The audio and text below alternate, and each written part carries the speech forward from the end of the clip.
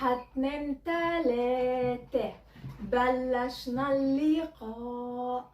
تلاتة اتنين واحد مرحب يا رفاق.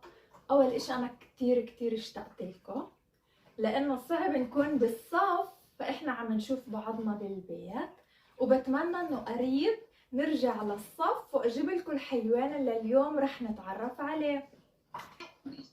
حيوانات تانية؟ في عندي حيوانات تانية. في هون وراي، هات افرجيكم شوي حيوانات جديدة، بس بيكونوا بنفعش انا اربيهن ببيتي، بس بجيبن للاولاد وبعدين بنرجعن على المزرعة. عندي سؤال. نعم.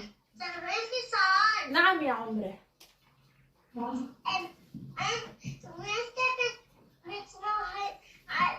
بتوديهم على القصر وبعدين بنقلوهم بالكيلو.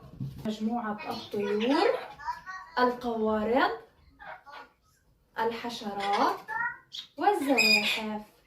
سلحفاة من مجموعة الزواحف. جبنا سمكة. وأنا يمكن بعدين أجيب لكم سمكة. كمان لونه أخضر. وفي للونها أخضر وفي للونها بن. تعرفوا حيوانات في على جسم شوك؟ زي الأنفود، ديات الأنفود. وكمان زي النيص في على جسم شوك، بس يخافوا بيعملوا جسم مثل كرة الشوك. بينفع أربي عندي أنا بالبيت أنفود؟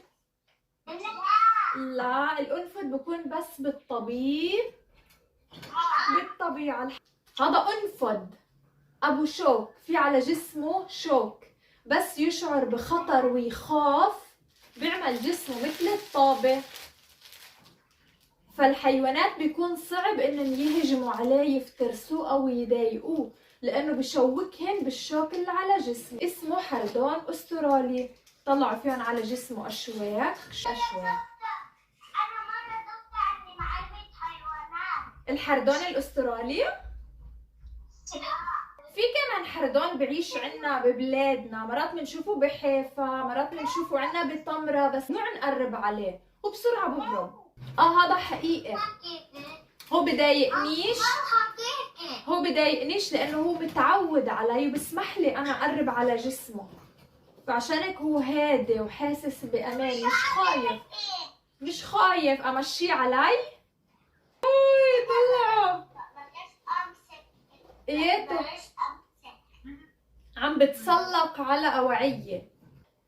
جسمه كتير خشن وفي